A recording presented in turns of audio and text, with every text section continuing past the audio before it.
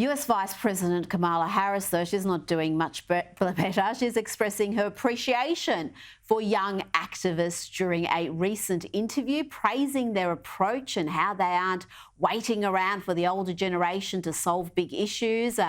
She highlighted things like their readiness to tackle policies on gun violence and climate change. But, Army, these are strange comments to be making at a time when college campuses are overrun by these young activists disgracing themselves and disgracing these institutions of higher learning.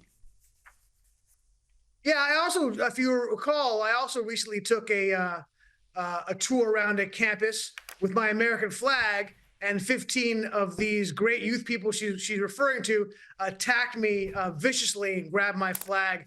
I think she needs to take a look around. Is she praising the people who attack me? Is she praising the people who won't allow Jews to go to class on campus? She needs to be clear about what she's referring to.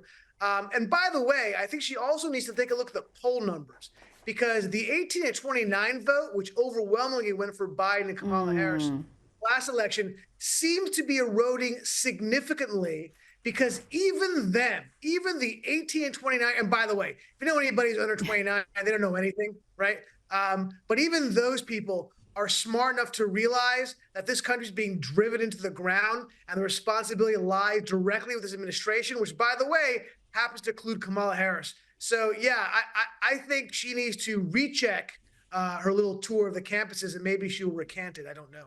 I doubt it. Well, a law school in Boston is facing a backlash after graduates smeared red paint on their hands and held them up during their commencement ceremonies. Pro-Palestinian students used this symbol of bloody hands to protest the death toll in Gaza. Army, you know perfectly well what this means. Tell my audience what those red hands symbolise. What event are these graduates glorifying? Yeah, so there was a lynching in Ramallah a number of years ago where a Jew was murdered and ripped apart by Palestinian animals. And one particular thug, animal beast, took his bloody hands and he put them out the window famously and photographed it.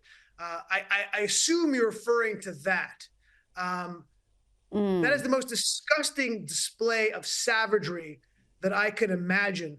But I think that these students need to pay attention a little more to the news. We've been saying this for a while, but even the United Nations has recanted and finally said, okay, we were lying for a long time about this war in Gaza, and they finally came to terms and reduced the number of civilian casualties by 50%, Rita. We all knew those numbers were lies, but everybody kept saying, well, look what the mainstream media is saying. The UN is saying it. And now finally, after the damage has been done to Israel's reputation, they finally came out and said, oh, we got it wrong. Actually, the Israeli numbers were right. And shockingly, Hamas numbers are wrong. Maybe those idiots on that campus, that graduation, to look at the fact that Israel has fought a war, historically low civilian casualties, two civilians for every one militant, as opposed to, and by the way, and that's when you have the most densely populated place on planet Earth, where Hamas is hiding civilians, using civilians as shields for themselves. And if you compare that to the NATO numbers of Afghanistan, well, the numbers were 5-1. Maybe those people should look at those numbers and maybe rethink their idiocy on graduation day. Now let's talk about Snopes. Snopes, the so-called fact-checking site, has been embarrassed again, having to correct a fact-check about Ashley Biden, the daughter of US President Joe Biden, her diary. The disturbing claims in that diary are now listed as true, not unproven. Army, I mean, if this was Ivanka's diary detailing inappropriate showers with her dad and all sorts of other allegations, we'd never stop hearing about it. This would be well known across the board, but the contents of this diary have been memory hold. So many in the media have declined to report anything about it. Yeah, the big issue here really is the fact checkers themselves, and Snopes and PolitiFact and USA Today and the like. I think one of the great accomplishments of the left was their ability to take over that entire industry and then brand it as unbiased, right? Above the political fray. And people have taken that and frankly done a great job of branding, because regular people look at these organizations, Wikipedia and Snopes and PolitiFact and so forth, as fact. And the reality is so far from that. I can tell you personally, I have had, with all of those fact-checking organizations, I have run into the issues with them where they have lied baldly about things that I have said. I have forced several of them to recant. But of course, once it's released, the damage is done.